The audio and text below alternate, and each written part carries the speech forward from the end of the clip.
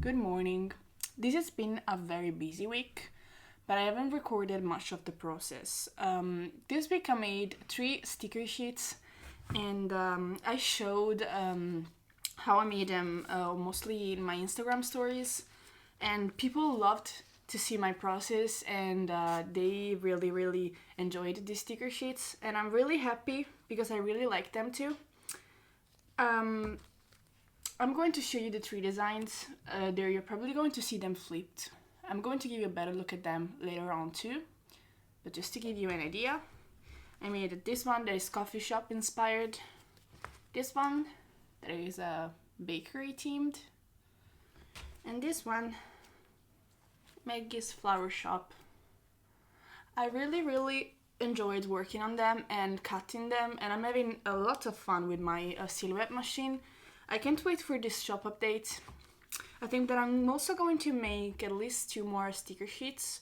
I want to make one that is bookshop themed and another one that I still don't know, but it's going to be in the same format as these. So the shop owner and then all of these little cute objects. And I'll make sure to film some of the process of sticker making for this video, because sadly I haven't filmed much because I was too busy trying to figure out why the machine was not cutting right. It was cutting a little bit too much to the left, so like it was terrible because the circles need a good cut, otherwise they won't look good. So I spent days trying to figure out why I was doing that, but then I finally managed to achieve a good cut. And I also have lots of B-grade stickers. I'm going to make oopsie bags with them. This is something that a lot of people suggested on Instagram, because of course I don't want to waste them, because I mean they're minor cutting imperfections. It's nothing too serious. So I'm going to make these oopsie bags. I've already ordered these bags, these craft paper bags, in which I'm going to put 4 B-grade sticker sheets. And yes, I want to give you a closer look at them. These are the Korean coffee shop inspired stickers.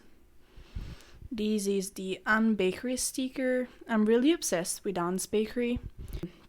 I already have 2 prints in my shop with this theme, but I really like to draw bakery stuff. And then I have these Maggie's Flower Shop stickers. Let me know which one is your favorite so far. Mine is probably the Ann's Bakery. I don't know, but I still need to make 2 more designs, so we will see.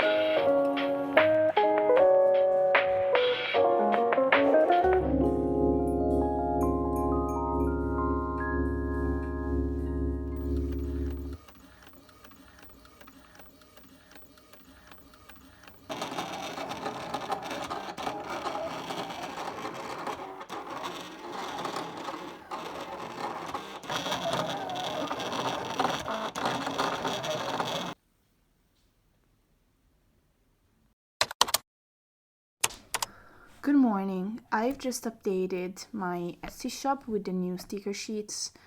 Sorry if I'm not showing my face. I woke up with a bad allergy and I look terrible, so sorry about that. But yeah, just wanted to say thank you to everyone who's been ordering from the shop.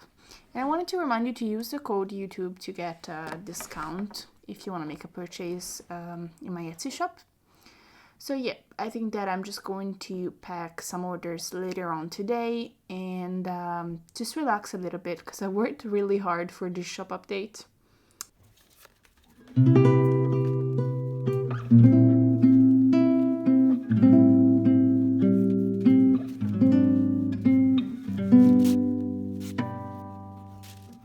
Since this is a very long order packing clip, I want to chat a little bit with you about a topic that's actually been upsetting me these days.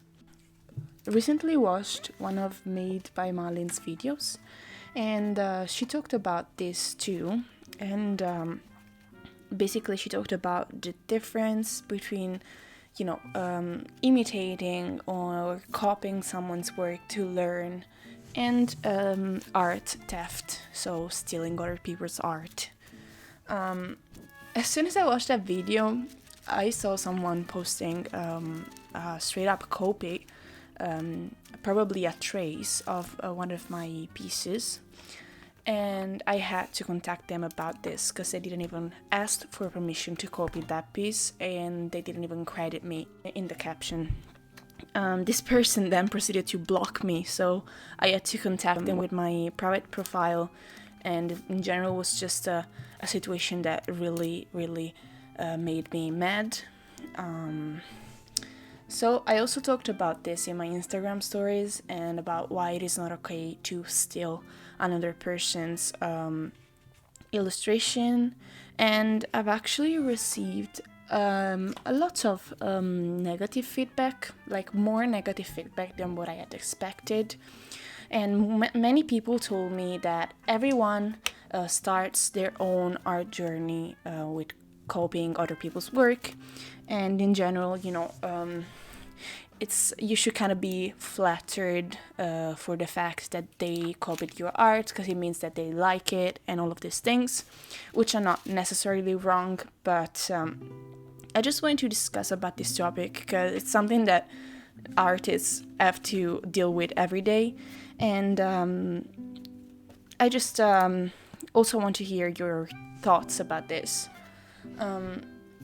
So what I want to say is that there's a difference between copying someone's work to learn, which is something that every single one of us has done at least once, and actually I did it in my illustration class. Like, they made us copy, our teachers made us copy other people's work, like big illustrators' work, but I didn't go around trying to present those illustrations as if they had been invented by me, as if I was the creator and as if I owned those illustrations.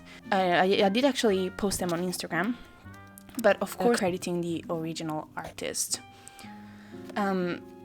First of all, I want to say that the illustrators that I learned from were illustrators that were much better than me, that published several books, that were, affirmed names in the illustration world. So I had a lot to learn from them, which is something that, again, everybody does, of course.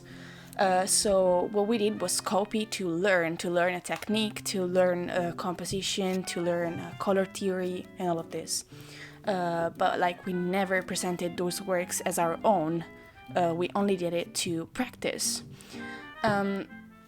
And of course, we didn't practice illustration by, copying small illustrators who are just starting out like me. So I really don't see what you can learn from me if I'm still learning. But I mean, it makes me really flattered that people think that they can learn from my work, and that is something to be flattered about. Do you say flattered about in English? I don't know. But yeah, so I do understand in this case that people tell me you should be flattered because they think that they can learn something from your art. And I do agree with this. But all of these people who have copied my art never credited me. I don't know how many copies of my bookworm bookworm illustration, the one with the girl reading, I've seen, like more than 10.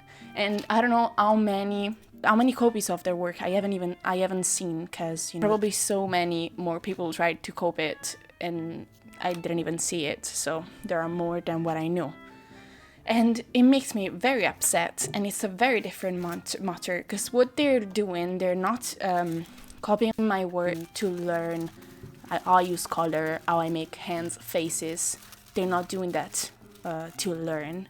But then they're doing that because they like that piece, and they want to post it on Instagram to receive compliments about the piece that they didn't even make, but that someone else has made. I don't know how to explain this, but the fact is that, first of all, you should credit me, because if you copy from someone, you can't just post it without saying anything about the person who you copied from. And secondly, you should ask for permission.